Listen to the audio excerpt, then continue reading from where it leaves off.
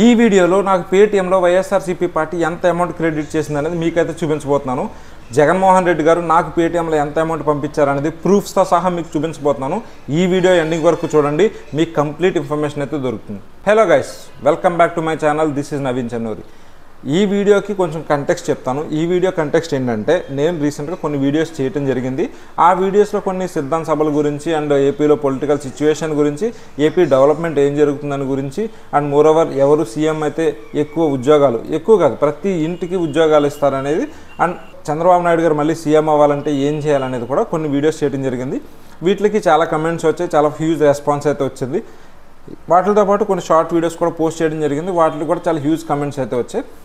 చాలా మటుకంటే 80% వరకు కూడా న్యూట్రల్ అండ్ పాజిటివ్ కమెంట్స్ వచ్చాయి. ఒక 20% వరకు కూడా కొంచెం నెగిటివ్ కమెంట్స్, కొంచెం అని కాదు, టు బీ ఫ్రాంక్ మాట్లాడాలంటే పేటీఎం గాడు, గొర్రెలు, ఇలా ఒక పార్టీకి సంబంధించి ఒక అంటి చేస్తారనమాట. అది కూడా నాకు ప్రాబ్లం లేదు. అంటే ఎక్కడైనా ఉండేది నెగిటివ్ పబ్లిసిటీ, నెగిటివ్ కమెంట్స్ అనేది అందరు చేస్తారు, చేయటం మీ హక్కు, అది కాదని నేను అట్లా వాటి గురించి రియాక్ట్ అవ్వాల్సిన అవసరం అంతకన్నా లేదు. కాకపోతే చాలామంది ఇంట్రెస్టెడ్గా ఉన్న టాపిక్ ఏంటంటే, పేటీఎంలో నాకు ఎంత అమౌంట్ వచ్చింది తెలుసుకోవాలని చాలామంది వెయిట్ చేస్తున్నారు. అండ్ నేను ఏం చదువుకున్నాను, ఏం ఉద్యోగం చేస్తున్నాను, వాలంటీర్గా చేస్తున్నాను లేదా కార్యకర్తనేమో అని చాలామందికి డౌట్స్ ఉన్నాయి. వాటి గురించి అయితే నేను కొంచెం క్లారిటీగా మాట్లాడాలనుకుంటున్నాను ఈ వీడియోలో. అండ్ మోరోవర్ ఈ కమెంట్స్ చేసే వాళ్ళలో కూడా అన్ని ఏజ్ గ్రూప్స్ వాళ్ళు ఉంటారు. అయితే కొన్ని ఏజ్ గ్రూప్స్ గురించి నేనైతే మాట్లాడదలుచుకోలేదు, ఎందుకంటే కొంచెం మెచ్యూర్డ్ ఎనఫ్ ఉన్న ఏజ్ గ్రూప్స్ గురించి, అంటే 30+ ఉన్న ఏజ్ గ్రూప్స్ కానీ 25+ పైన ఉన్న ఏజ్ గ్రూప్ వాళ్ళ గురించి మనం మాట్లాడాల్సిన అవసరం లేదు. ఎందుకంటే వాళ్ళకి కొంచెం మెచ్యూరిటీ ఉంటుంది, వాళ్ళు కొంచెం ఆలోచించి కమెంట్ చేస్తారు.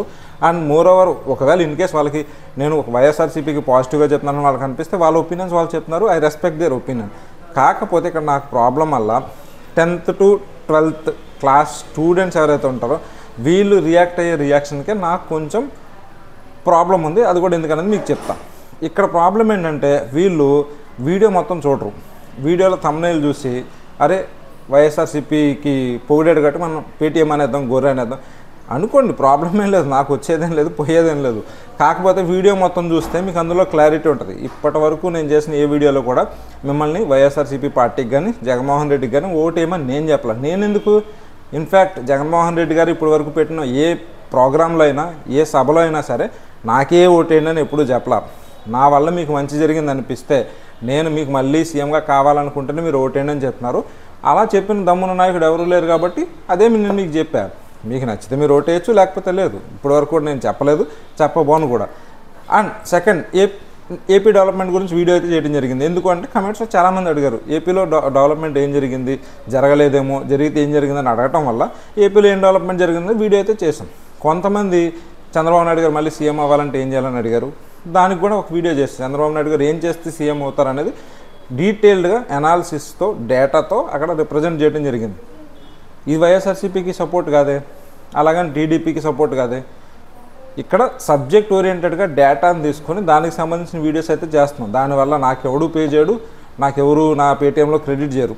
కాకపోతే వీడియో చూసి అందులో ఏముంది, అసలు మనం మెచ్యూర్డ్ ఎనఫ్గా ఆలోచించగలిగే స్టేజ్లోకి వచ్చిన రోజు మనం రియాక్ట్ అయితే చాలా బాగుంటుంది. నెగిటివ్ కామెంట్స్ని నేను హ్యాండిల్ చేయలేను, మెచ్యూరిటీ లేని స్థాయిలో నేను లేను. అండ్ చాలామంది అడుగుతున్నట్టు వీడు చదువుకోలేనాడేమో, లేదంటే ఏదంటే అది మాట్లాడుతున్నాడేమో, అసలు ఇది వాలంటీర్ ఉద్యోగం చేసుకోవచ్చు కదా, ఇలాంటివన్నీ మాట్లాడుతున్నారు. దీని గురించి కూడా నేను రియాక్ట్ ఎందుకు అవుతున్నానంటే, నేను టాప్ మోస్ట్ యూనివర్సిటీలోనే చదివా, టాప్ మోస్ట్ బ్రాంచ్లోనే చదివా, టాప్ మోస్ట్ కంపెనీలోనే, టాప్ మోస్ట్ పొజిషన్లోనే పనిచేస్తున్నా. ఈ విషయం మీలో చాలామందికి తెలియదు. ఓకే, నెక్స్ట్, వాలంటీర్గా చేయొచ్చు కదా. వాలంటీర్గా చేయడం అనేది జోక్ కాదు భయ్యా.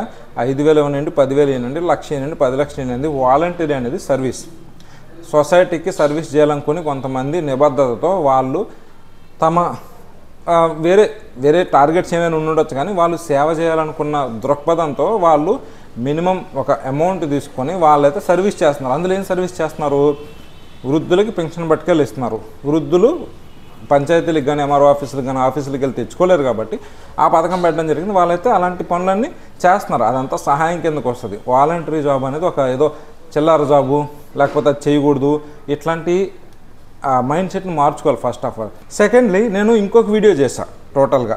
ఆ వీడియో ఏంటంటే, ఎవరు సీఎం అయితే ఎక్కువ జాబ్స్ వస్తాయి, ప్రతి ఒక్కరికి జాబ్ వస్తుంది అనేది ఒక వీడియో ఉందన్నమాట. ఆ వీడియో ఎవడూ చూడలే. చాలా తక్కువ మంది చూసారు. ఆ వీడియోలో ఏముందనేది చూసి మీరు కమెంట్స్లో అయితే చెప్పండి. ఆ వీడియోలో ప్రతి ఒక్క ఇండివిజువల్ ఎలా కాంట్రిబ్యూట్ చేసుకుని తన కెరీర్ని గ్రో చేసుకోవాలి, ఏ విధంగా ముందుకెళ్ళాలి అనేది బాగా డీటెయిల్గా అనాలిసిస్గా చెప్పడం జరిగింది. అది మెయిన్లీ ఈ 10th 12th గ్రూప్ వాళ్ళకి అండ్ ఇంజనీరింగ్ వాళ్ళకి కూడా కొంచెం వరకు ఇంప్లై అవుద్ది. బట్ మెయిన్ ఫోకస్ యూత్, వీళ్ళు నెక్స్ట్ అప్కమింగ్ కాబట్టి వీళ్ళని టార్గెట్ చేసుకుని చేయడం జరిగింది. వీళ్ళెవరు ఈ వీడియో చూడరు. ఇది చూస్తే ఎందుకంటే కెరీర్ మీద ఫోకస్ చేయాలి, జీవితంలో ముందుకెళ్ళాలన్న ఇది ఉంటుంది కాబట్టి వాళ్ళైతే ఈ వీడియో చూడరు. జగన్ గురించి ఒక పాజిటివ్గా మాట్లాడమంటే పవన్ కళ్యాణ్ తిట్టేసినట్టే. సో వాళ్ళందరూ వచ్చేస్తారు, ఏదంటే అది కమెంట్స్ చేస్తారు. నేను ఇక్కడ కమెంట్స్ చేయొద్దని చెప్పట్లేదు. మీరు కమెంట్స్ చేసే రైట్ మీకు ఉంటుంది, ఆ కమెంట్స్ నేను యాక్సెప్ట్ చేసే రైట్ నాకు ఉంటుంది, రిజెక్ట్ చేసే రైట్ కూడా నాకు ఉంటుంది.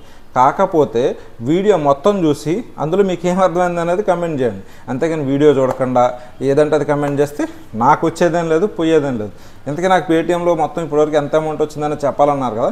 పేటీఎంలో నాకు మొత్తం ఇప్పటివరకు 1,02 కోట్లు 2 లక్షల కోట్లు అకౌంట్లో జమ చేశారు. కుదిరితే మీ అందరూ కూడా డిస్ట్రిబ్యూట్ చేస్తే ఎప్పుడన్నా వాలంటీర్ జాబ్ వచ్చినప్పుడు. లేకపోతే కామెడీకి ఒక లిమిట్ ఉంటుంది అనమాట.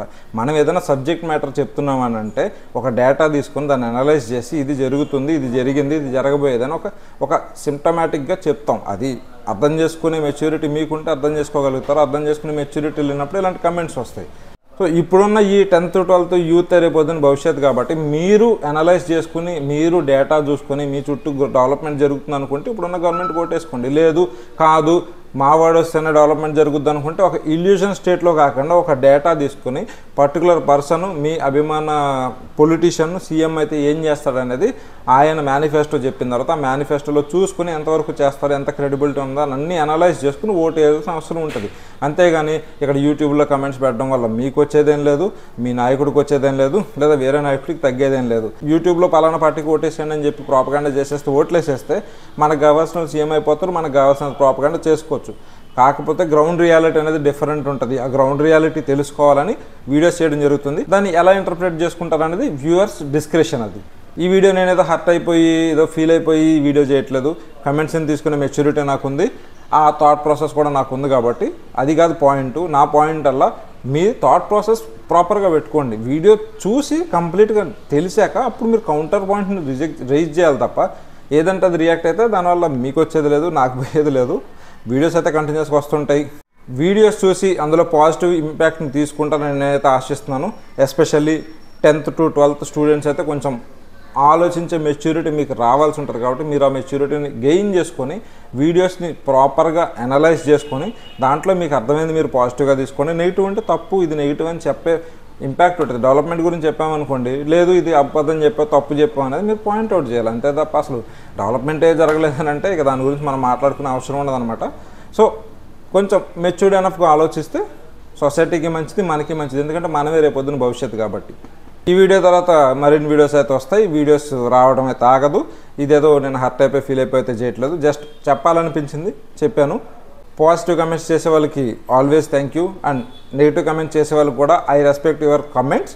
కాకపోతే మీనింగ్ఫుల్ కమెంట్స్ అయితే ఐ యాక్సెప్ట్, లేదు అంటే మాత్రం ఐ జస్ట్ సింప్లీ రిజెక్ట్. మరిన్ని వీడియోస్ అయితే రాబోతున్నాయి. Stay tune to Naveen Chanduri. Thanks for subscribing.